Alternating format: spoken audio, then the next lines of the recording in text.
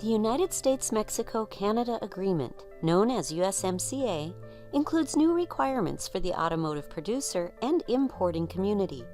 In this video, we will cover three topics: regional value content, labor value content, and steel and aluminum purchasing requirements.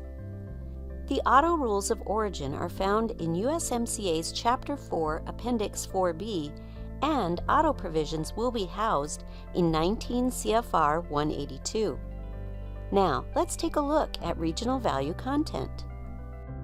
USMCA's regional value content rules require the amount of a product made in the United States, Mexico, or Canada be of a certain percentage to be considered originating. Regional value content is calculated based on the transaction value method or the net cost method. Under USMCA, the required regional value content for passenger vehicles or light trucks has increased from NAFTA's 62.5% to 75%. A transition period and alternative staging regimes will allow this requirement to be phased in over the next 5 years for companies that requested staging prior to the USMCA entering into force July 1st. Automotive companies that have not requested staging will not have 5 years to comply with the new regional value content requirements and will be subject to the standard 3-year staging. The percentages for heavy trucks and certain automotive parts in the Auto Rules of Origin are slightly different under USMCA.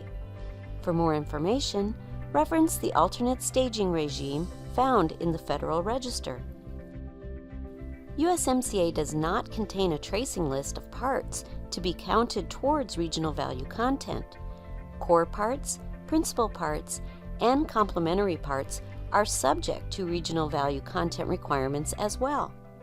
Importers and producers should read carefully to understand their options for calculating regional value content under this new agreement.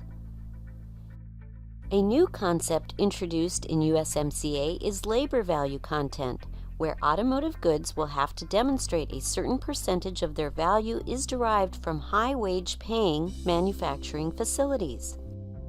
A producer needs to certify in preparation for claiming preferential treatment that a certain percentage of the value of the vehicle, 40% for passenger vehicles and 45% for light trucks, is derived from manufacturing facilities in the United States, Mexico, or Canada paying a $16 an hour wage or higher.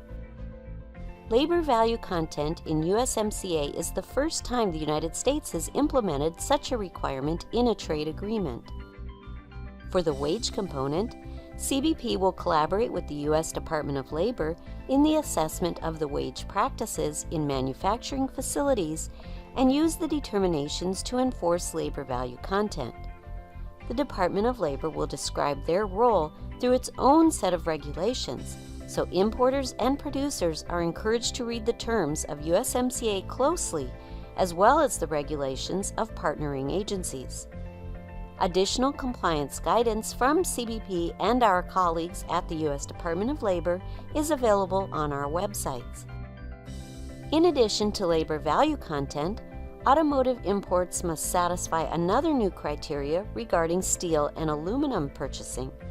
A passenger vehicle, light truck, or heavy truck will be deemed as qualifying for preferential treatment only if at least 70% of the vehicle producer's entire annual purchases of steel and aluminum by value are originating goods and come from the United States, Mexico, or Canada.